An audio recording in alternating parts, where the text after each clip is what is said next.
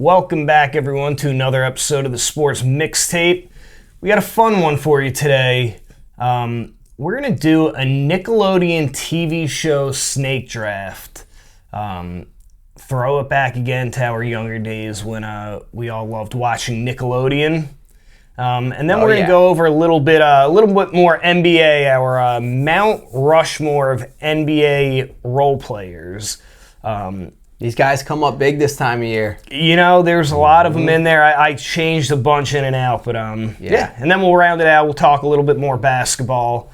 But what a great series so far. I don't want to get too far ahead, but these are some unbelievable games. A lot of fun games. I mean, all games are fun. Physical last game. Physical after the game. Jimmy, you got to teach those Knicks fans how to behave. They were rioting in New York. Look, you don't go to New York and run your mouth. That's all I can say. I don't condone They're it, beating each other up. Look, you know how rabid Knicks fans are right now, and New York fans in general. We haven't had a championship in a long time, and they smell blood in the water. Foaming at the mouth. But that'll be fun. But yeah, let's get the hat. We're gonna pick the order. This will be a snake draft for our Nickelodeon TV shows. Who's picking how tonight? many times in a row have you been last? Who's picking tonight? Too many. It don't matter, but who do we got? Me. All right, I'm You going want to try to break first. the streak? Sure. Brent. This has got to be 6-7 you know times in a what? row. This is great. We're just going to keep that going. I mean, All right. Well, hey, can I say a little something before we rock and roll here? yeah. All about trivia and, you know, the story behind the story, but I didn't know this. Nick originally launched in 1979 nationally. Previous to that, it was like a local TV show, I think somewhere, I don't know, maybe Ohio, Indiana, somewhere in the Midwest. It was the first ever cable TV network that was created specifically for kids. And when it first launched, what separated it from other channels, in addition to the fact that it was all kid stuff, no commercials. Yeah. I mean, look, I remember this was my favorite channel growing up.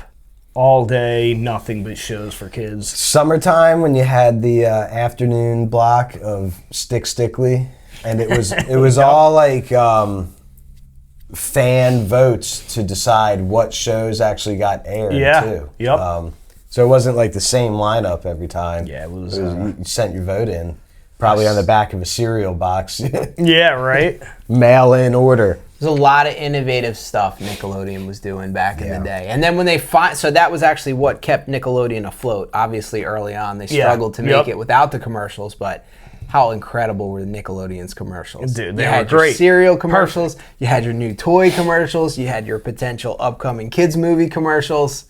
Yeah. The total package. And I guess Nick still has that. Obviously, I haven't watched it in a long time, but yeah, like you said, they were very innovative. A lot of the shows that came around were like firsts for everything because you know there was no other channel like that.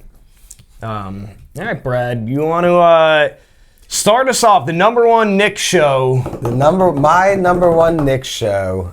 We're taking it back to 1991 is when this aired. Salute Your Shorts. Got to. Yep. Got to. This was summer camp. You know, teenager kids of all ages at summer camp. Followed around a group of mischievous campers. You know, led by Donkey Lips. Oh yeah.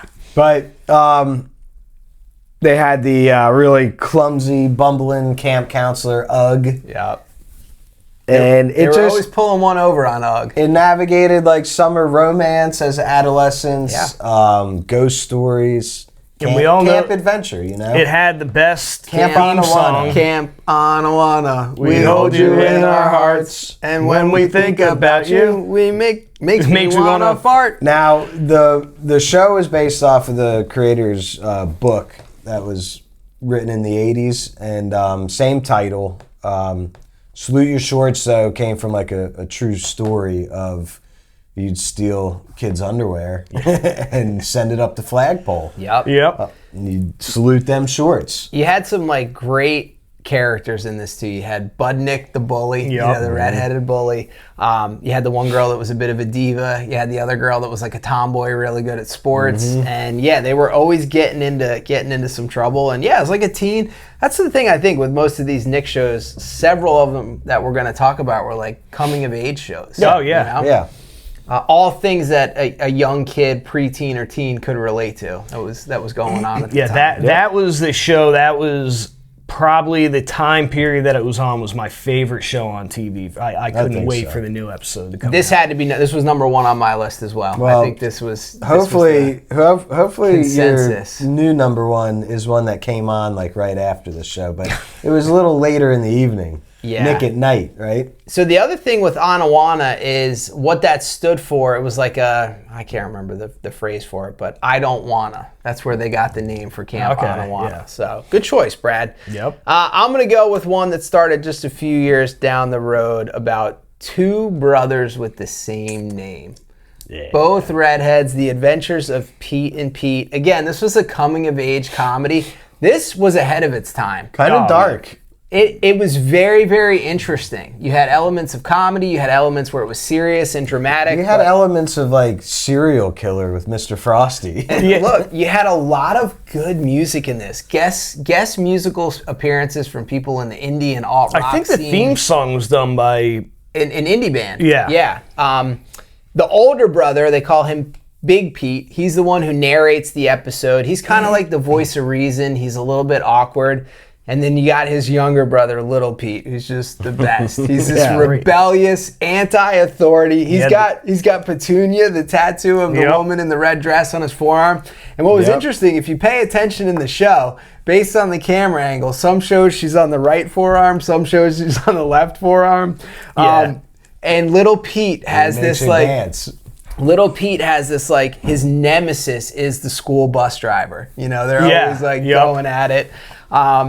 I just thought this was such a cool show. It kind of became a cult classic afterwards too, where people really got into this show. It was a real weird show, but I mean, but in a good way. Strange. Because it was like a really weird, strange show, but at the same time, there was like all these shows, there was life lessons in there. They went through their trials, tribulations as like teenagers. But yeah, I mean, I think the weirdness of it is what drew most of us in because it was unlike any other show that we were watching. Yeah, different. Yeah. Yep. Yeah. All right. Well, now I'm gonna have to dig into the bag after those two are off the board. Yeah. But I think I'm gonna go with Legends of the Hidden Temple. Ooh. Solid This is choice. from I forgot about this Solid one. Come choice. on. So 1993 to 95.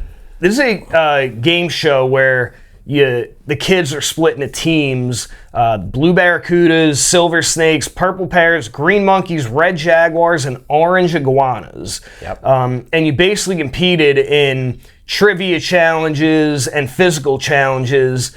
Like an obstacle course. Yeah, it was basically like an obstacle course, and then you had to answer questions from Olmec. And It's like a Mayan statue. yeah, Right? and he would talk, and the winners, I think it was usually co-ed teams is how they did it. Yeah, 2 people per team. Yep. And the winner, at the end, the winning team would get to go into the temple and try and complete basically this obstacle course. The best was like because they were doing it basically on green screen, and the teammate would like try to give direction. Yeah. And idiot. And the temple guards were great. Yep. They were always scaring the They kids. would freak me like- out when I was younger. They'd pop out. It would always freak me out. But So I felt like this was a hard game. Like this was challenging for the kids to do well. was on. very Remember hard. that puzzle? It was like a monkey that you Yeah, had to like yep. try to get like the right order or something. Also interesting, Olmec in this was not animatronics. There was a guy inside of there with a microphone and a lever to open the mouth when he would talk. I found that out in researching this. Yeah, this was a fun one. But the ending, it was so... You're right, this game was so hard. I feel like the end, barely anyone was able to like beat yeah. through that temple. It was just too many obstacles to get through. Couldn't do it. That's a great choice, Jimmy. Yeah, you had the moat that surrounded it, and then like the temple. It was almost like obstacle course Yeah. with the trivia. Yep. 2 elements. So you had to have the brains and brawn. Well, with that being said, I'm going to go to another one similar to that, and that was my other favorite, Guts. Oh, Mike O'Malley. The aggro crag. 1992 to 95, and obviously you tell I wanted to be on all these shows where you had to physically try and do all this, but this is another one. Kids had to compete in all these athletic events.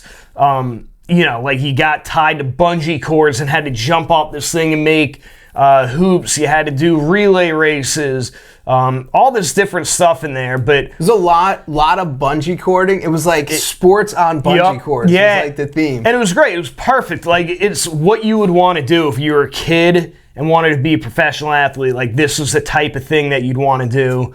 And yeah, the final challenge, you had to climb the aggro crag. And the winner got a piece of the glowing aggro crag. But Mike O'Malley was great. He does like stand-up comedy too. Mike O'Malley is perfect actor, for it. Yeah.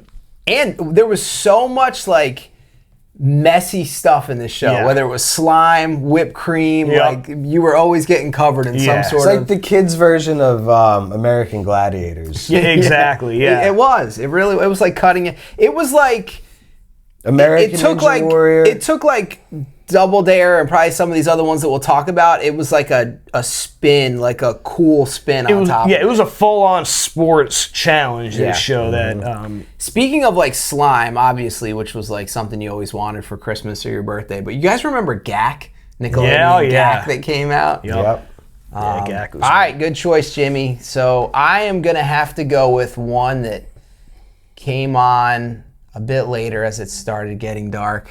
We had campfire scene in the beginning. Someone would sprinkle this like magical dust on it, and then you would hear the famous words, submitted for approval by the Midnight Society. I call this story. We're going with Are You Afraid of the Dark? Yeah. This was such an awesome TV show. You were young enough that some of these episodes were like, they'd make you think a little bit when you got into bed. You know, it'd either be something about like aliens or ghosts or witches or some sort of family curse. And this was like classic Nickelodeon. Are You Afraid of the Dark? Your first introduction, like this and the Goosebumps books into like something scary as a kid. This is like the first kind of scary thing that I remember as a kid. Get together, we get together with the neighborhood kids. We knew Nick at Night would be on, or Snick, and you go downstairs, you'd have your snacks, and we'd turn off all the lights and put this on, and we would definitely we'd be scared. But I think that's why I love horror movies right now. This kind of it led me down the path. But this was actually a really well produced show. Pretty good acting for kids on there. I'm gonna have to revisit this with my kids. Are You Afraid of the Dark? I don't know if they can handle it. Yeah, I liked it a lot. I love that show. Between that and the old Goosebumps and show. Now they have Goosebumps series that have come out over the past few years that they're fairly scary because my kids wouldn't watch. They didn't like watching. I watched them. Tried like one or two. I watched them with my brother because I was like, let me get back. And I'll tell you, they have like good actors in there, like legit famous actors in there. Good one. All right, you get a couple of them, Brad. Let's. If I get double the picks, let's go with Double Dare. Premiered in 1986. So this show was around for a while. This was the OG. But the original like family game show, interactive game show, mostly about answering trivia questions, but then they'd always have some kind of physical interactive challenge involved also, and usually super messy. Kids wearing helmets, knee pads, elbow pads, and goggles. This is where we were introduced to slime. Remember the big nose? Yeah, that was always nasty. Go up in it and find the flag. So it was like an obstacle course. The Double Dare at the end. It was like an obstacle course. So looking for those flags. And it was always a family though, right? Yeah, the orange flags. Mom, dad, and usually 2 kids? Yeah, I think they had somewhere it's just the kids on there, but they did family ones, kid ones. And it was family versus family. This was like Family Feud, but physical family. Yeah, I went to the live. No way. So they actually when I was a kid, they started doing live ones where you go and try to get picked. Is it in Orlando? No, this was in New York. They came to, I don't remember, maybe Nassau Coliseum. Yeah. But I remember going with my mom and my sister and my brother. My dad was, obviously working late in the city and couldn't make it. And I remember he came down. He's like, I'm not And he going. looked at us and he was like, oh, you don't have your dad here. And he kept on going. And so he's like, oh, come on. I could have been on double there. Jim cost you guys that day. Now, this is a little different than the show, though, the live one, because they didn't have all the stuff. But yeah, I feel... Oh, go ahead, Brian. This is what introduced slime. Yep. This is what introduced like the giant bath or like kiddie pool of whipped cream. Yep. Yeah. The pie. Yep. This, to me, for kids our age, was the show that like put Nick on the map. Yes. Yeah. This was the one that really like hooked you. It was so innovative. It was like the OG of like a kids game show. Mark Summers, man, he was an awesome host. And great host. And what I found out, which is really interesting, apparently Mark Summer had like OCD, like legit OCD. So like doing this show was like incredibly hard for him, as you can imagine, with all, like the slime and the whipped cream and whatnot. And come to find out, you guys know what the slime was made of? Did anyone come across this? It was typically either pudding or applesauce, just simple, mixed with green food coloring. Nice. And I can see, if you think about applesauce, it's like, that makes sense. Yep. Yeah, I'd eat my way out of that pool. Yeah, right? That's a good one. Double dare. All right. We'll bring it back around, and let's go with another one that came on the summertime, like Stickly, but another coming of age. A lot of like preteen, early teen feels to it. Was Hey Dude. Yeah. At the what'd they call it? The Dude Ranch, Dude right? Ranch. The Bar None Dude Ranch. This one aired in from 89 to 91, and then they repeated episodes for a while after that. 65 episodes across 5 seasons. You had the dorky ranch hand, or the owner of the ranch, Mr. Ernst. And then just typical romances. Now, this there's definitely a little bit similar to Camp Anawana. Yeah, but I feel like it was meant for a slightly older audience there, because there's crushes definitely and dating. Yeah, a lot more dating and all that type of stuff. Who famously got her start in this show? Ben Stiller's wife, Christine Taylor. Yep. And then there was always like, it pretty much wasn't an episode unless someone fell into the water trough or was pushed into the trough. Like that became just part of the show. Yeah, that was good theme song too, one. Right? I'm pretty sure he had a good theme song to it. All right. Okay, so for me, I think I got to go with this one next. Because I remember the build up to this when it first came out. So I was probably 10 years old. So just at the time, like thinking I was pretty cool.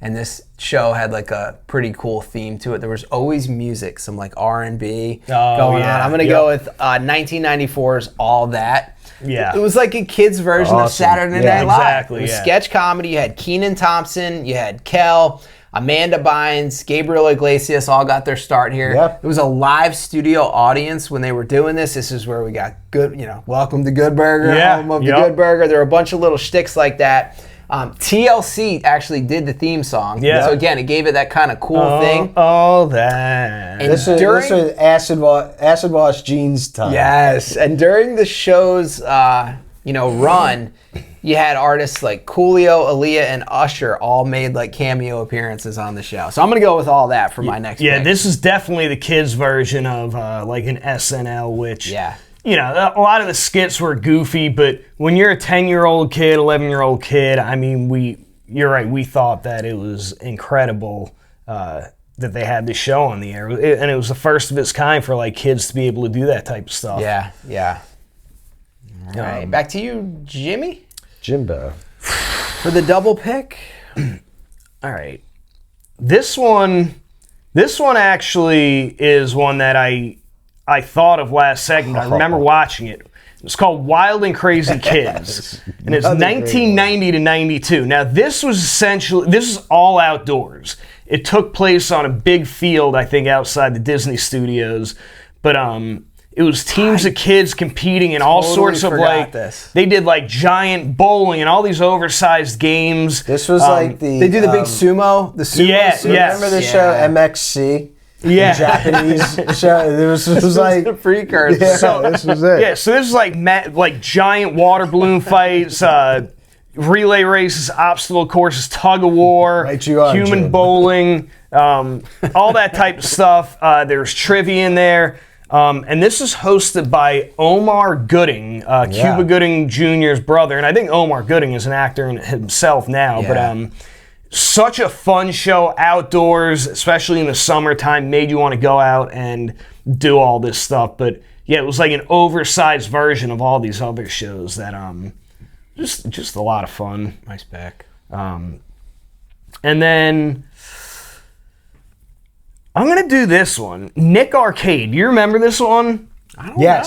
So Nick Arcade. I wanted to be on this show so bad. Oh my gosh. This was a little ahead of its time too. 1992 to 93. Did not last long, but most of these shows didn't. They were like a couple years and that was it. The kids grew up. Exactly. And and I think a lot of them cost maybe a little bit more money than they want to spend on kids shows, but this is basically another game show. But this was all about video games, and it was trivia, physical challenges, and you had to answer all these questions, and you got chances.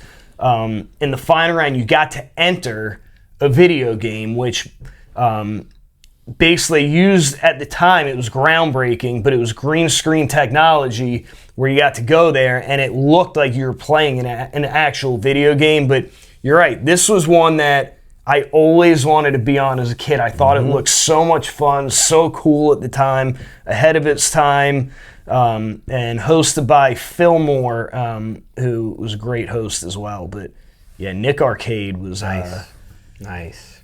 Was a fun one. All right. For my next pick, Jimmy, this may be new to you. This is not nostalgic. But I gotta throw this one out there for my kids. So Brad, you may be familiar with this. As you get older and you have kids and they start watching stuff, your hope is that the things that they watch are at least entertaining, right? You don't want them, Coco Melon or any of that other stuff that's out there that you have to, force your way through. So I'm going with one called Nicky, Ricky, Dickie, and Dawn. I love it. I love this show. It is such a great TV show. Dad's the best in this show. It's about quadruplets, 4 kids. It's an actual show or a cartoon? It's a show, live action. It's a great show. 3 brothers and a sister. They're quadruplets. They live in Colorado. Their parents own a sporting goods store, and the kids are always getting into some sort of mischief, coming up with something. Yeah, the mom and dad's relationship is hilarious. The dad's kind of a goofball. But this is one that I actually enjoy watching. Okay, it makes you laugh. It's got all the elements of a Nick show. Just came out years later when we were grown. Nice. I'm glad they're still making good shows on Nickelodeon though. Back to me. Yep. I think I only got. We're missing. I think I only got like one more, but that's fine. We're missing whatever you got. Well, you get it on the next go round. Another game show. You remember Figure It Out? Yeah, I think I do. So Figure It Out was that was kids would audition, but they would get because of like secret hidden talents that they have. They'd go up in front of a panel, and the panel would be made up of actors and actresses from Nickelodeon shows. So like Keenan and Kel, people from all that. Kid from Pete and Pete was always on it. Pete were on this. And so it was like the game 21 Questions, where you could only ask yes or no questions to figure out the kids' talents. But there was also a secret word. If anyone said that word, they would get slimed on the spot. I vaguely remember this. This is a really fun show as well. It was good. The hostess was an Olympic swimmer. What was her name? I can't remember. Was it almost like a kid's version of like Hollywood Squares? They were. Yeah, you had like you said, it was like similar to that. It was basically 21 questions. You'd have it would basically say, I grow my own plants in my backyard or something weird like that, and you'd have to guess each word. But yeah, it was. Yeah, that was a good one. Nice. And then the classics. You got Rocko's Modern Life. You got Rugrats. You got Ren and Stimpy. The Real Monsters. That'd be the old cartoon ones. All the good cartoons. Yeah. Right. Back to me. Okay, I'm gonna go. There's really two more I want to mention, but I think I gotta go. Clarissa Explains It All. Yeah. Clarissa Darling. What was so unique about the show? She was like the first lead for a young girl, where it wasn't just like the romantic interest of the young boy. And the show was so cool because she actually talked into the camera. It was like she was talking to the audience. Mm-hmm. Really cool intro. Remember, she would try to write her name and all her family. So the show is basically about a teenage girl and kind of her wacky family. Yeah. Her quirky parents. She's got a This brother. is same actress as Sabrina the Teenage Witch. Melissa also, Joan Hart. This is where she got her start. Her best friend Sam, remember, he would always climb through the window. The brother was pretty funny. Yes. She reminded me of young Pete. Yeah, gosh, from Pete and Pete. He was great. And also, it was like so interesting and bizarre. I don't think I thought much of it as a kid, but like thinking back about this for the show, remember she had like, you never saw it, but it was a baby pet alligator that she kept in like a little sandbox or something like that. I'm gonna go Clarissa Explains It All. Again, this was one that was like a bit older, touched on a few older themes. Our cousins, Brad and I, had some older girl cousins that we hung out with a ton and were influential, and this was one that they really liked. They wish they were as cool as us. All right, I got one more. There's a show called The Secret World of Alec Mack. There you go. Now, this show, Clueless, right? Yeah, 10 Things I Hate About. It was the younger sister in 10 Things I Hate About You. It was a star, Larissa Olenek. But this is from 1994 to 98, and basically Alex Mack, there's like a chemical accident, and she gets like weird powers, telekinesis. She could transform like into a puddle and get into anywhere and turn back into herself. She was basically like a superhero, but they didn't really lean into that element. It was more of just like her day-to-day life, living her life, going through the teenage stuff, but she had these powers if she needed it.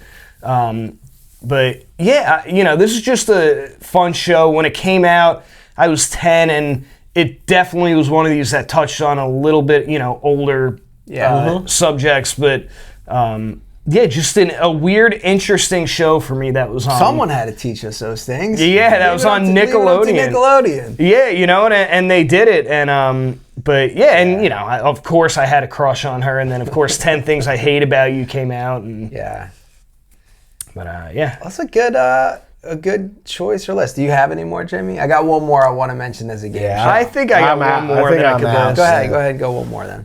You might have it. It's still you. What would you do? That was what I had. So we'll just talk about what would you do, 91 and 93. This was such a innovative show for the time. Again, it was like a kid's candid camera. Yeah. Hidden cam game show. Yeah, you did whatever. You competed in all different weird stunts and things like that.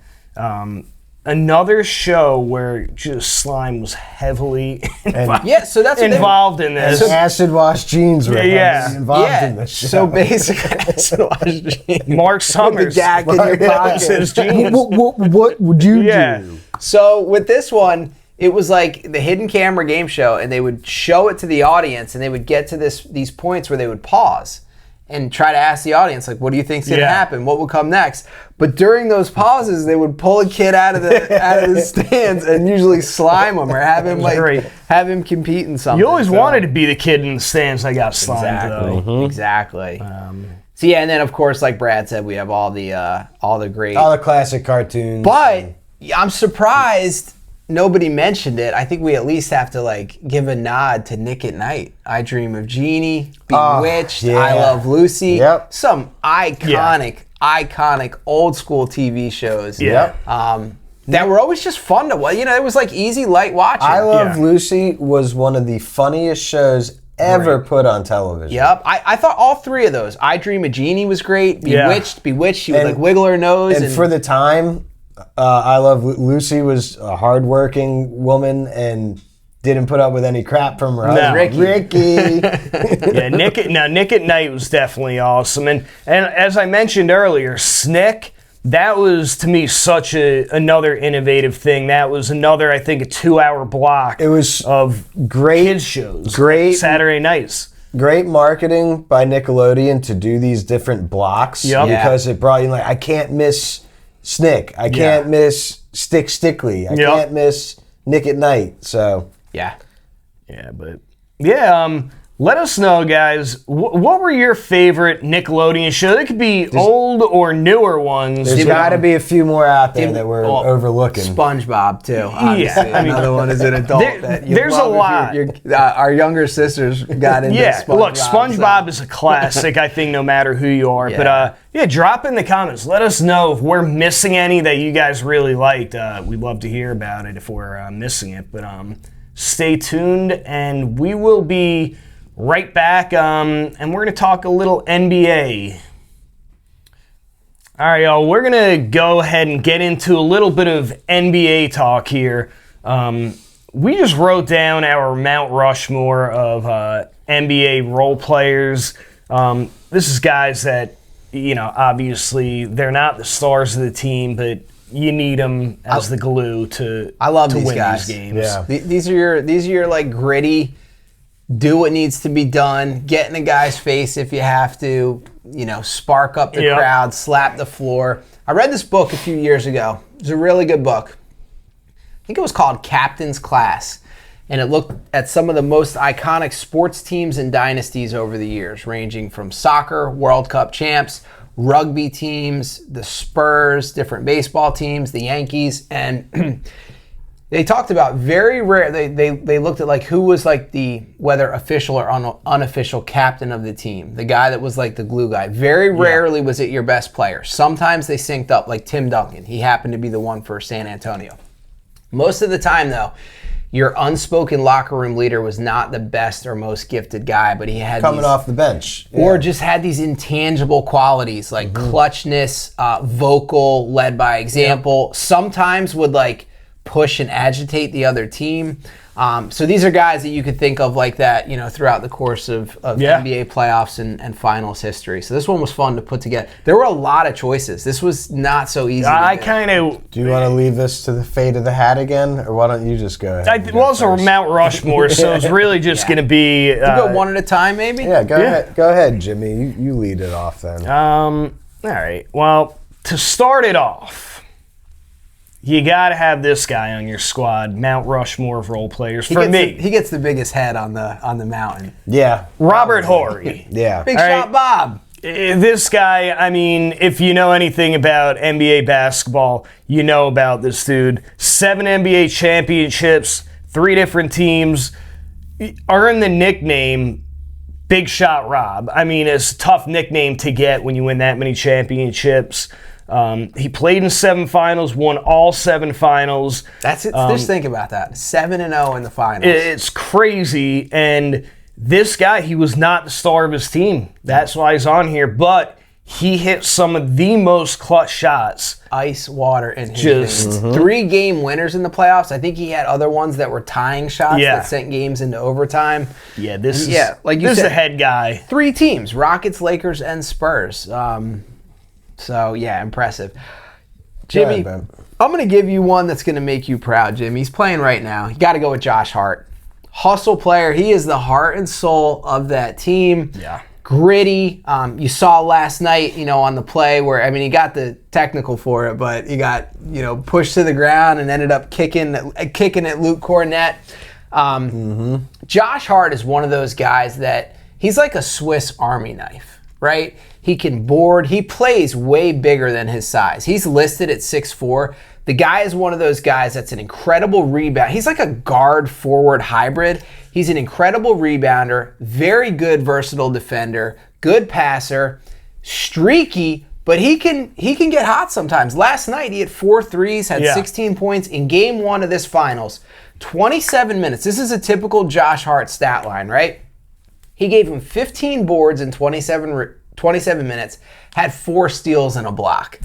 So I gotta put Hart on there from his time at Villanova, where he won a title, to this run the Knicks have had over the course of the last couple years. He's one of those guys that you love having on your team, and what I love about him is like the humor he brings to that team. Yeah. Guy gives the best press conferences. Hilarious. He's always messing with Brunson. He's the glue guy. Yeah. Dude, this guy, he comes flying from out of nowhere, yanking boards out from above Wemby, which is hard to do. But yeah, love watching this kid play. Let's you could pick a plethora of Chicago Bulls players. Yeah. Michael made it easy. Oh yeah. Right? But this one, unorthodox. He got down and dirty. 10 rebounds a game during his finals career with the Bulls. He won 2 championships with the Pistons as more of a main role player. But when he got to the Bulls, he became a backseat player. This is Dennis Rodman, the Worm. Greatest rebounder of all time. Just elbows everywhere. He cleared the lane. Great passer. He didn't have to score to make an impact. He didn't want to score. He didn't need the attention that a key player needed, and that's exactly what Michael needed on a team was solid role players. And a who maniac. knew their role. And this guy, maniac. And the only guy Phil Jackson would never argue about when he needed time off. The only guy that could go on a Vegas bender and come back and win a title. The only guy that they allow to do that. You guys ever hear the story of Rodman? Supposedly Rodman's cardio was insane. I mean, you watch games. He'd run in combat boots on the treadmill. There are stories of him after games. Guys coming and he's in combat boots sprinting on a treadmill. Yeah. God, who knows what was in his system? Probably the special dust that they put on the fire at Are You Afraid of the Dark? Still got energy after those games. You're having a good time. I'm not afraid of the dark, but I'm afraid of the worm. Yeah, great, unbelievable defender, and in my opinion, it's got to be the greatest rebounder of all time. Key component to those championships. Go Google Rodman's rebounding records and stats. It is insane what that guy would do. And he was not a very big guy. He would post a rebounder. in regular season play. He posts 18 rebounds a game. He's got games where he's had 30 rebounds. It is nuts. He would study. Timing and all. He treated rebounding like someone like Jordan or Kobe treated scoring. Yeah. He studied angles. He always knew where the ball was going to ricochet. Community college guy, kind of a wild story how Rodman even got in the NBA. Pure so Hall a great of Fame. choice. And look, his daughter's playing on the U.S. women's soccer team. I know they don't really acknowledge each other, but or she doesn't acknowledge him. But it runs in the family. The Worm. Pure athlete. The Worm. That's right. Yeah, this guy, and like you're saying, 18 boards in the regular season, this is what put the Bulls over the top, was when you could have a guy that plays that kind of defense and could grab 20 boards. I mean, good luck beating the Bulls with Michael Jordan on there too. Yep. And that's the second three-peat. Yeah. Yeah. We got guys in the first three-peat we're still going to win. Yep. I actually had one on there that I took off, but all right, my second guy I'm going to go with is Derek Fisher. Yeah. Another big shot guy. Love it. Yeah, this guy, 5-time NBA champ.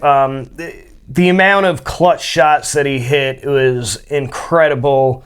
And like you were talking about these guys, he was the leader on that team. He was the guy that they looked to for leadership and that emotion to come out. But yeah, he was and you didn't have to be a star. Big shot. They'd pass him the ball in the most clutch moments, and he would come through, and that's really hard to do. And the craziest game winner he hit was that one against the Spurs. I think it was in a clinching, maybe game 5. There's 0.4 seconds left, and he got the shot off. And he knew it. They were reviewing it after, but he knew that it was good. Him and Robert Horry have ice water in their veins. Yeah. Those dudes just kind of like Castle did last night with hitting those 2 free throws down the stretch and that big 3. There are some guys that those free throws were huge. arguably the hardest environment. We'll save it. We'll save it. All right, I'm going to go with the Spurs. Well, this guy won titles with the Spurs, Raptors, and Lakers, has 3 total rings. You could make the argument, what you want in the NBA now are these like 3-and-D wings. This guy might be the original 3-and-D guy. He's a Tar Heel. Yeah. Hate to put a Tar Heel on here, but I got to give some love to Danny Green. Still playing, too. Danny Green got the job done, was clutch, could shoot the 3-ball, could defend a lot of different positions, and always seemed to show up in big series and big games. Yep. So I'm going Danny Green. Yep. Yeah, that's a good choice. All right, well, this guy, there's only a handful of non-stars winning NBA Finals MVPs. Andre Iguodala. I got him on my list as well. Right. Golden State Warriors with his finals appearances. Great. Sixers, right? Yeah, Great career with the Sixers before that. Was a star on the Sixers. Star on the Sixers. High flyer, too. Before accepting the bench role. Some great dunks, blocks. Yeah. Incredible So athlete. he was best known for just completely shutting down LeBron in those finals. And getting blocked by LeBron. Yeah, But his defense on LeBron was super key. Made some heroic shots and exciting to watch, but just gritty, tough player. Yeah.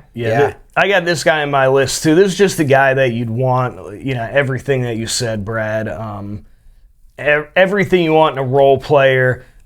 He took a bench role. He didn't complain about it, and he just went to work, and that paid off in a Finals MVP for him. Yeah. Great choice. All right, I get it. Yeah, that was my third one. Your third? Go ahead with your fourth, Jimmy. All right, I have Bruce Bowen. Yeah. Couple Spurs on here. Yeah, and big time. And defense. I didn't want to put Spurs on here, but you can't. There's a reason they won all those titles. Exactly. Like these teams that these guys were on were just incredible. But this dude was a lockdown defense player for the Spurs. He took handcuffs on you. Hardest assignments on the other teams. 8 all defensive teams he made. If you were a perimeter scorer, you didn't want to see him because you weren't going to score much. But and he was a 3-point shooter too. Hit a bunch of clutch threes. But yeah, there's another guy like Rodman where just if you have one of these guys in your team that could just put the clamps on the best player, you're gonna win a lot of games. Yeah, there's another guy like that I wanted to put on. He's definitely like on the honorable mention. Another Spur? No, but Tony Allen was another guy. Like he didn't make it for me, but he was a Celtic. He was also the part of that Memphis Grizzlies grit and grind teams. Lockdown defender. Didn't do a ton else, but would literally just put the clamps on. That's what you needed in the finals. I know this guy won't be on your list, but another Spur who's just like that too is Boris Diaw. Yeah, Boris blocking down LeBron. And Boris could score too. When LeBron was on the Heat in that finals. He was sneaky athletic for what he looked like. High IQ. Yes, could get to the bucket. So for my number 4, I had a Tar Heel on there. I got to put a Duke Blue Devil on there. This is one that gets overlooked sometimes. He, to me, is the epitome of what a role player is, especially in the NBA. He had a great college career as more of a star. We got to go Shane Battier. 2 titles with the Miami Heat. You want to talk about high IQ? This guy was, obviously he's a Duke guy, such an intelligent basketball player, but super clutch in those finals runs.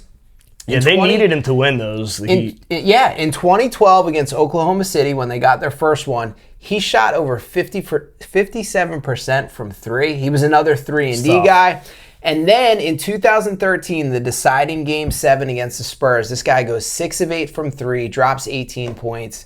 Always played with a ton of energy, was a great defender, could defend multiple positions, really good 3-point shooter, and clutch. What you look for in a role player. 2-time champ with the Miami Heat. Yeah, these 3-and-D guys are the best role players that you could get, really. Yeah. Let's see. Which bull do I want to pick? I almost picked Steve Kerr. He was on my honorable mention list as Everyone on those bull teams was a role player. Sorry to say. Well, yeah. There was not a second star. I was going to say Scotty, you had, but he's you had Scotty. He's the closest one to a second star. Yeah. Let's go Tony Kukoc. Okay. Second, Big man. Another one in the second three-peat. Yeah. And pretty much most of these guys are coming out of the second three-peat. Steve Kerr, John Paxson.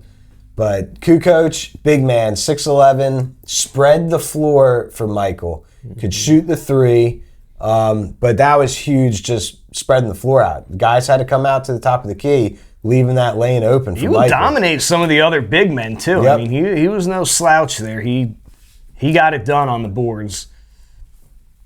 Yeah, Iguodala. And I was going to say, we were talking about Steve Kerr, like you were talking about an honorable mention, but man, that dude, what a sniper from three-point range for the Bulls. Oh, yeah. man. And to think, he only got so many shots a game, but he usually made them. Yup. Look at what he did as a coach afterwards. What does he have, 9 or 10 titles at this point? And Jordan trusted him to shoot, which tells you a lot, because Jordan was, Spurs and Bulls probably take the cake here for most guys. Think about B.J. Armstrong, Horace Grant, John Paxson, Bill Cartwright. I mean, you name these guys, and they knew their role. I didn't consider him a role player because even though he was a sixth man, he was too good to be a role player. Manu Ginobili, absolutely, super. Yep. He was like too good, even though he was a bench guy. Yep. To put as a he was a an role all-star. He changed the game for the six-man position, and the Euro step. Every freaking play is a Euro step now. Brunson has perfected it. You see that nonstop. So. Yeah, that was a fun one to come up with because those are the guys that not that any of you or us could be professional athletes, but these are the guys that, in your dreams make you think maybe I could have. Yeah. I got an honorable mention. Is that it? 4? Yeah, I had Ori, so I've got one honorable mention. I only know this from just kind of researching and reading. Yeah. But this guy was on the Larry Bird Celtics. He won the finals MVP, even with Larry on the team. And I love his nickname. This is Cedric Conebread Maxwell. Maxwell. UNC Charlotte guy. Really? Yes. 1981. Final Four run all those years ago. But in Game 7 against the Rockets, he crushed that game. 24 points, 8 rebounds, 8 assists. Yeah. To win the finals MVP. Good for Cornbread. Very cool.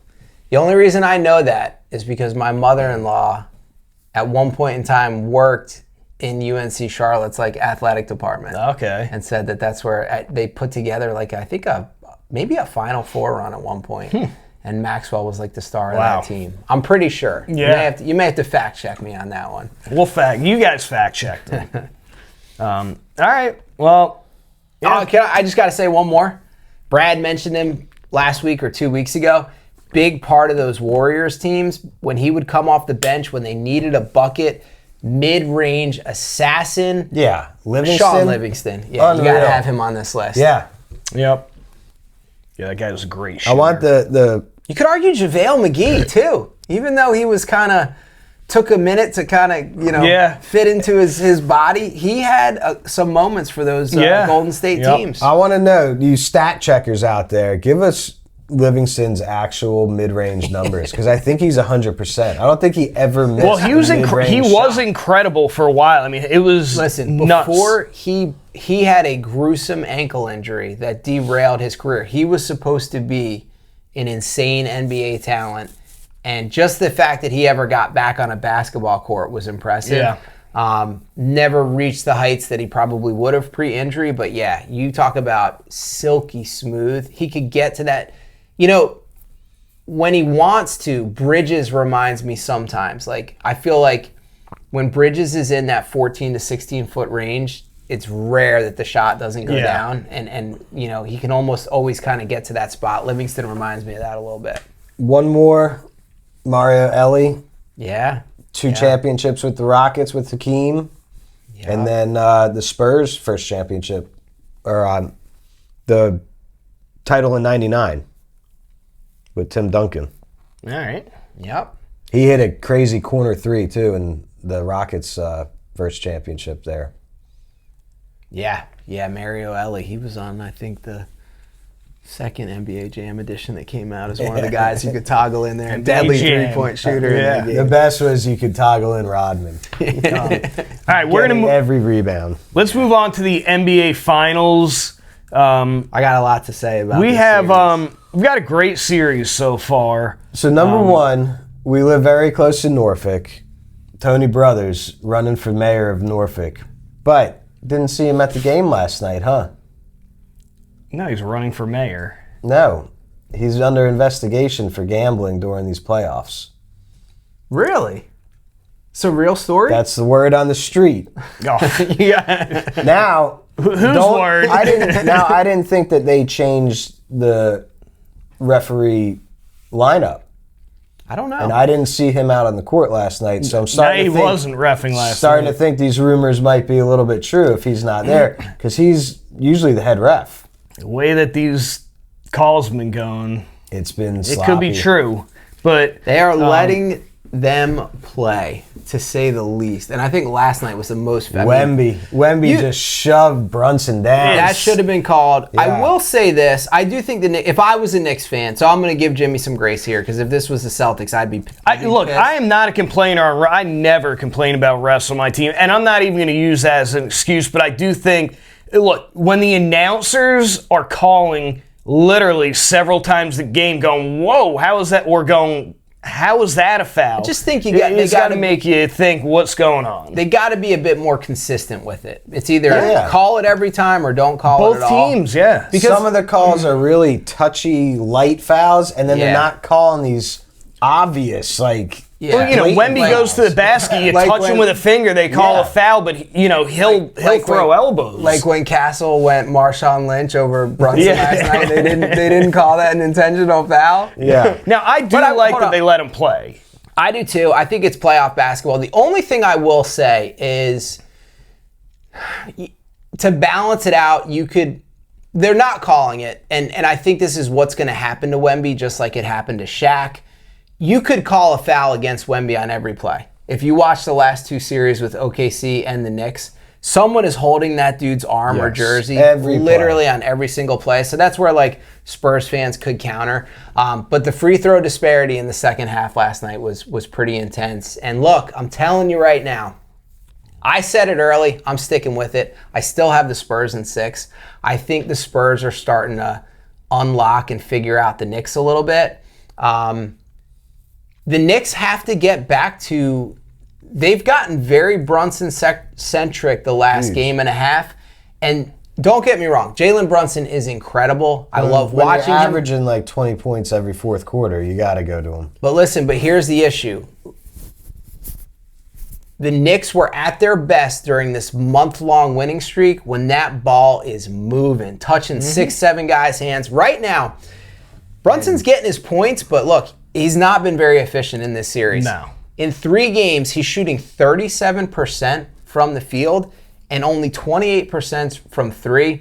The Spurs are picking him up full court. They are wearing him down and wearing him out. It's turning the ball over too. And he's playing tough. The guy is playing through knees and ankles and all sorts of things. But they showed in last night's pregame why the Knicks have been so hard to defend. And Charles Barkley's the one that said this post-game last night. The Knicks got to get back to that. That's when they're at their best. When that ball is zipping and moving and touching 7-8 guys. So they're going to watch film. I think they might get back to that. They've relied heavily on that fast break too. In my opinion, I still have Spurs, but whoever wins Game 4 is going to win the series, I believe. Yeah, it's a pivotal game coming up. I mean, obviously I'm biased, but, to me, look, the Knicks almost pulled that game out last night, and they played terrible. And honestly, I think that was the Spurs' best game they played. So for me, I think, like you said, the Knicks got to come out. You can't do what you were doing this past game. I was yelling at all game. What happened to Towns? Where did he go? You got to get Towns involved. He was great the first 2 games. You got to let Brunson get his, but you can't, like, him, he just tries to force shots, And you can't do that in the finals. You can't just haul up shots. Get it, pass around, pass it off. I think if they do that, they won't be able to be beat by the Spurs. But when Brunson comes out of the game, Alvarado comes in. You can't have him be your highlight player when he's coming in. That's when it's Towns' time to shine. That's when it's Anunoby's time to shine. Bridges disappeared last night, and that's a big part of this problem. He is so hit or miss and streaky, and I got to push back a little bit because, I mean, again, I want to mention this. This has been an incredible series to watch. Yeah. Every really game fun. with 2 minutes left, you could flip a coin on who's going to win. Two of the best fan bases ever. These arenas are rocking, man. Incredible. MSG was on fire History. last night. But I think you could have, the Spurs, I think, just gave away game 2. These early leads that they get out to and then they lose it a little bit. I don't think the Spurs shot that great from 3 last night. If you look at a lot of open threes that didn't go down. I think it's going to continue to be an interesting series, but I do not think the Spurs showed their youth, obviously, game 2. Making the mistakes, the Wemby pass, the turnovers. I really think that this Spurs team is not rattled at all. Look, you go on the road into Madison Square Garden. In that environment, the celebrities... They're booing Trump in the middle of the national anthem. He said that they were cheering. He said it was the loudest cheers I've ever heard. Instead of boo. They were going... Look, the Spurs were down 7 at halftime. They could have folded it in. They could have crumbled. And I think you are seeing... Again, if they don't get it this year, watch out the rest of the league. But Jimmy, cover your ears real quick, okay? This is the second youngest team in the NBA Finals ever in history. The youngest team, the 1977 Portland Trail Blazers, led by a young big man, Bill Walton. That Trailblazers team went down 0-2, came back and won 4 in a row. So pretty interesting correlation. I also thought this was a pretty cool stat last night. I don't know if you guys saw it at the end of the game. Anytime anything says first time in NBA history, I pay attention a little bit. Yeah. Wemby and Castle are the first ever combo, 22 years or younger, that have in the same game both scored 20 points or more. It's pretty impressive to think about. Yeah, look, I think the Spurs are going to be just an incredible team starting next year. How'd you guys tune in on ESPN or ABC? I just watched the regular on, I think, ABC. ESPN, Pat McAfee was I didn't watch that one. It was good. Yeah. Because they did a lot of going around in the crowd. Kendrick Perkins was on. Perkins was on with them. Do you like the addition, by the way? You like the addition of Draymond Green? I kind of think he's he fits in perfectly. He messes with Chuck and Shaq a little bit. And I have to mention, Charles Barkley is so funny. Coming out of halftime last night, talking about Cardi B. Did you hear this? No. He tells Shaq that Cardi B's performing at halftime. And Shaq is just not paying attention to the broadcast that he's supposed to be doing. And those guys, Chuck calls him out on it. They have figured out, they have such good chemistry. There's such great rapport. How Shaq and Kenny are always messing with Charles about not having a ring. When they started doing the thing in studio where they run to the screen and race each other. They're great. Barkley tackled Shaq into the Christmas tree one time. This is the hardest I laughed. Chuck went, "What are you doing watching?" He said, "What are you doing?" And Shaq goes, "I'm watching Cardi B." And Chuck goes, "Looks more like Cardi D's." And they immediately cut the broadcast over to something else. I was like, dude, Chuck and Shaq are just wild, but they're hilarious. Give them their own show. Dude, they're great for NBA. Chuck's got to be one of the best, if not the best, media personalities out there. Dude, he's great. And it just... the authenticity that those guys have. And, and I think Draymond has the potential to be a good TV guy. You almost need guys that are gonna ruffle feathers a little bit or speak their mind. I do like Draymond he's like a little kid. I remember they were talking to him before the game, and he was just like, I'm so excited right now. Like, the atmosphere, he's like, he's played in a bunch. He's like, but I never am like going to them without him. He's like, I love the atmosphere, not having to worry about playing and winning. But what I really like with those guys too, so those guys have all been on the biggest stage, and Draymond is still playing, but I tuned in last night. I like to watch like the 30-minute post-game show because I always love to watch the questions that they ask the players. Yeah. And last night they had Castle on because Castle was just so clutch at the end. And they were joking a little bit about, or Ernie was saying something along the lines of like, how are you calm during that free throw? This place is going insane. And someone was joking maybe like his dad would have come down if he would have missed one of those free throws or whatnot. But you talk about an ice in your veins. The fact that, because Castle can be a streaky shooter, and he was incredible in the first half of this game. But that three he hit, that was the shot that pretty much put this away. And then those 2 free throws, I mean. Clutch. And then we had the De'Aaron Fox sighting at the end of the game, just kind of sealed it with that little jumper. And he, to me, has been a big piece in this series of good ball handling, good playmaking. He's kind of nasty with that little mid-range, and he's so quick. Yeah. He's so incredibly quick. Yeah. Yep. But I think we are in for, I don't know how many more games, but I think they are all going to be close and competitive like this. I saw game 1. I know that each game's had huge viewership, but I know game 1 was on par. It was the most viewed game since Curry and LeBron faced off last time. Wow. In the finals. It had more views than the World Series between the Yankees and the Dodgers. I mean, people are interested in this series. Basketball's back, though. And is living up to the hype, though. The grit is back in basketball. Yeah, well, playoff basketball is just so much better. Yeah. They let these guys play. I do think, to Jimmy's point, I think you're going to see a more fair whistle next game. Mike Brown, and this is what a coach should do. He might get fined for it, but post-game going up and saying, look, what was the deal? I never thought I would see this in the finals.